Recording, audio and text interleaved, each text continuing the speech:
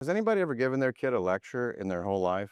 Ever? Can you imagine what the conversations were like after I had another no-hit day at the game? The lectures about that I got from my father on the way home in the car. Look, buddy, your attitude's really going south. You need to kind of step up and be aggressive. And other things that he told me before. It was the first time in my life that I felt like a complete failure. Have any of you ever felt like you're not living up to who you can be? Anybody? Anybody ever felt like a complete failure? 10 years old, I felt like a complete failure. And it sucked because for the next year I was able to play again in kind of the league that prepares you for high school ball, but I only played 2 games. I spent the entire season on the bench, desperately wanting to play a game that I love. And after that season, I quit. I said, that's it, I'm done with baseball, because eventually, after everybody was blaming me for my attitude, my swing, other things, the weather, I started blaming myself, saying, well, maybe this isn't the sport for me. And then 2 weeks after I quit, in a fluke eye exam, we found out that I just couldn't see. Doc said, sorry, kid's practically blind without glasses. And then it all hit me. It's like, well, gosh. But here's the real problem. At no point during that whole adventure for 3 years did the parents stop blaming me, or the adults in my life stop blaming me for something that was literally out of my control. And I call that concept blind blaming.